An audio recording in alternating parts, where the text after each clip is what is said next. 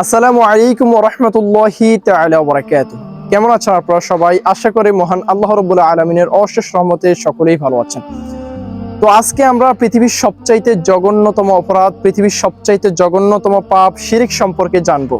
শিরক কাকে বলে, শিরক কত প্রকার ও কি কি বিস্তারিত আলোচনা করব ইনশাআল্লাহ। তো ভিডিওটা সম্পূর্ণ দেখার অনুরোধ রইল। তো চলুন আমরা ভিডিওটা শুরু করি একটি হাদিসের মধ্য দিয়ে। হযরত জাবির রাদিয়াল্লাহু তাআলা আনহু থেকে বর্ণিত, তিনি বলেন যে এক ব্যক্তি রাসূল সাল্লাল্লাহু আলাইহি সাল্লাম এর কাছে উপস্থিত হয়ে বললেন, ইয়া আল্লাহর রাসূল সাল্লাল্লাহু আলাইহি সাল্লাম, ওয়াজিবকারী দুটো বিষয় কি? তখন রাসূল সাল্লাল্লাহু আলাইহি সাল্লাম বললেন, আল্লাহর সাথে কোনো কিছু শরীক না করে যে ব্যক্তি মারা যাবে সে জান্নাতে প্রবেশ করবে, আর যে ব্যক্তি আল্লাহর সাথে কোনো কিছু শরীক করা অবস্থায় মারা যাবে সে জাহান্নামে প্রবেশ করবে। আল্লাহ তাআলা শিরকের গুনাহ ছাড়া আর যাবতীয় যত গুনাহ আছে, যাকে ইচ্ছে আল্লাহ রাব্বুল আলামিন তাকে মাফ করে দিবেন।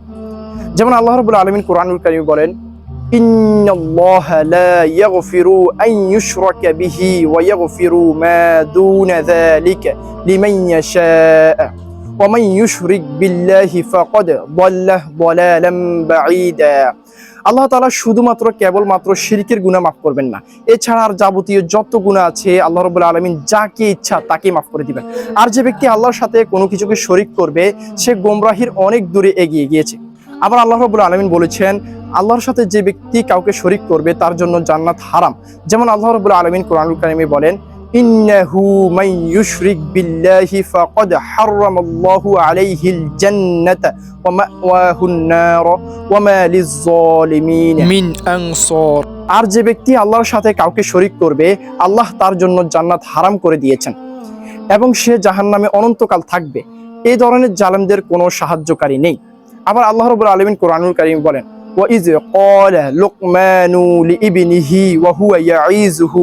স্মরণ করো সেই সময়ের কথা যখন লোকমান তার ছেলেকে উপদেশ দিচ্ছিল, ইয়া বুনাইয়া, হে পুত্র, লা তুশরিক বিল্লাহ, আল্লাহর সাথে কাউকে শরীক করো না, ইন্নাশ শিরকা লা যুলমুন আযীম, নিশ্চয় শিরক হচ্ছে সবচাইতে বড় জুলুম। তো সর্বপ্রথম আমরা জানবো শিরক অর্থ কি এবং শিরক কত প্রকার। শিরক অর্থ হলো অংশীদার হওয়া বা অংশীদার করা। এবার আমরা জানবো শিরক কত প্রকার। শিরক মূলত দুই প্রকার, একটা হচ্ছে শিরকুল আকবর আর একটা হচ্ছে শিরকুল আসগর। শিরকুল আকবর হলো বড় শিরক আর শিরকুল আসগর হলো ছোট শিরক। আবার শিরকুল আকবর হলো তিন ধরনের। প্রথম শিরকুল আকবর হলো রবের ক্ষেত্রে শিরক করা। আমাদের রব একমাত্র আল্লাহ রাব্বুল আলামিন। এখন কেউ যদি মনে করে যে আল্লাহ ছাড়া অন্য কেউ রব রয়েছে বা আল্লাহর মতো অন্য কেউ রব রয়েছে, তাহলে সে রবের ক্ষেত্রে শিরক করলো। দ্বিতীয় শিরকুল আকবর হলো ইবাদতের ক্ষেত্রে শিরক করা। আমাদের ইবাদতের হকদার একমাত্র আল্লাহ রাব্বুল আলামিন। যেমন আল্লাহ রাব্বুল আলামিন কোরআনুল কারীমে বলেন, ওয়া'বুদুল্লাহা ওয়া লা তুশরিকু বিহি শাইআ। আর তোমরা সবাই শুধুমাত্র আল্লাহরই ইবাদত করো, তার সাথে কাউকে শরীক করো না। তো আল্লাহ ছাড়া অন্য কারো ইবাদত করা হলো, যেমন আল্লাহ ছাড়া অন্য কাউকে সেজদা করলো, কোনো মাজারে গিয়ে সেজদা করলো বা কোনো পীরকে গিয়ে সেজদা করলো। আবার আল্লাহ ছাড়া অন্য কারো উদ্দেশ্য জবাই করলো কিংবা মান্নত করলো, বা আল্লাহ ছাড়া অন্য কারোর কাছে সাহায্য চাইলো কিংবা কোনো কিছু চাইলো, যেমন কোনো পীর মূর্তি আউলিয়াদের কাছে চাওয়া, বা আল্লাহর সকল প্রকার ইবাদতে অন্য কাউকে শরীক করলো, যেমন আল্লাহ ছাড়া অন্য কারো উপাসনা করলো, আল্লাহ ছাড়া অন্য কারো দাসত্ব করলো, আল্লাহ ছাড়া অন্য কারোর কাছে প্রার্থনা করলো কিংবা কোনো কিছু চাইলো ইত্যাদি। তো 3 নম্বর শিরকুল আকবর হলো আল্লাহর সকল প্রকার গুণাবলীতে, যেমন আল্লাহর গুণবাচক নামসমূহ ও তার সকল প্রকার গুণাবলীতে তার সৃষ্টিকুলের কোনো কিছুকে তার সাদৃশ্য মনে করা, বা আল্লাহর যা গুণ রয়েছে তা অন্য কারোর মধ্যে রয়েছে এরকম মনে করা। যেমন আল্লাহ পৃথিবী সৃষ্টি করেছেন, এখন কেউ যদি মনে করে যে আল্লাহ ছাড়া অন্য কেউ পৃথিবী সৃষ্টি করেছে, এরকম কেউ যদি করে তাহলে সে শিরক করবে।